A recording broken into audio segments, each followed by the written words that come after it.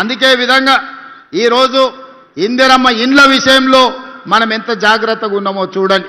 రైతుల రుణమాఫీ 25,35,000 మంది రైతులకు 21,000 కోట్ల రూపాయలు రుణమాఫీ 2 లక్షలు చేసి ఇవాళ రైతులను రుణ విముక్తులను చేసినాం. అదేవిధంగా మిత్రులారా, రైతు భరోసా 9 రోజుల్లో 9,000 కోట్ల రూపాయలు పేదల ఖాతాలో ఈరోజు మనం నిధులేసి రైతు భరోసా కార్యక్రమాన్ని కొనసాగిస్తున్నాం. నిరుద్యోగమే తెలంగాణ ఉద్యమం. వందలాది మంది నిరుద్యోగులు ఆత్మ బలిదానాలు చేసుకున్నారు, కానీ ప్రభుత్వ నియామకాలు చేపట్టలేదు. కానీ మన ప్రభుత్వం వచ్చిన ఈ 2 ఏళ్లలో 70,000 ప్రభుత్వ ఉద్యోగ నియామకాలు చేపట్టి నిరుద్యోగ సమస్యను పరిష్కరించే ప్రయత్నం చేసినాం. 15 ఏళ్ల తర్వాత గ్రూప్ 1 పరీక్షలు నిర్వహించి ఫలితాలు ఇస్తే లిటిగేషన్లు పెట్టి కోర్టుల్లో పిటిషన్ వేసి అడ్డుకునే ప్రయత్నం చేస్తే కోర్టులో బలమైన వాదన వినిపిస్తే నిన్నగాక మొన్న హైకోర్టు కేసీఆర్ను చెంప చెల్లు అనిపించింది. మీరు అబద్ధాలు చెప్తున్నారు, తప్పుడు మాటలు తీసుకొచ్చి తప్పుడు పిటిషన్లు వేసిర్రు, ఇంకోసారి కోర్టుకు వస్తే పళ్ళు రాలుతాయని చెప్పి కోర్టు మెడలు పట్టి బయటికి దొబ్బింది. ఇవాళ తెలంగాణ బిడ్డలకు 562 మందికి గ్రూప్ 1 ఉద్యోగాలు ఇస్తే కడుపు మండి కోర్టులో పిటిషన్లు వేసి ఇవాళ నియామకాలను అడ్డుకునే ప్రయత్నం చేసిర్రు. ఇవాళ మాదిగోళ్ళ పిల్లలు 25 మంది డిఎస్పీలు అయినరు.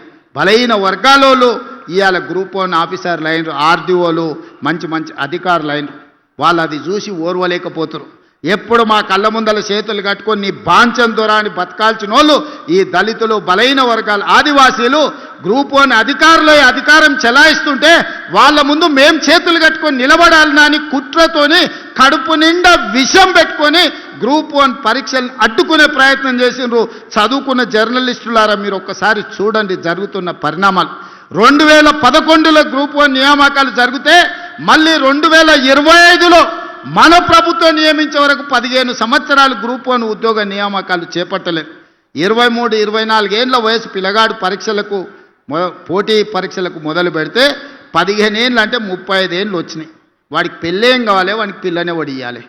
వాడు ఇంటికాడ అమ్మా నాయనకి చెప్పి నేను హైదరాబాద్ పోతున్న చదువుకొని అధికారి ఆఫీసర్ అయి వస్తా అంటే 15 ఏళ్ళు హైదరాబాద్లో అశోక్ నగర్లోనో, ఇందిరానగర్లోనో, లేకపోతే దిల్సుఖ్ నగర్లోనో ఎన్ని రోజులు నిరుద్యోగ తిరుగుతాడు? ఆ తల్లిదండ్రుల బాధ ఎప్పుడన్నా కేసీఆర్కి అర్థమైందా?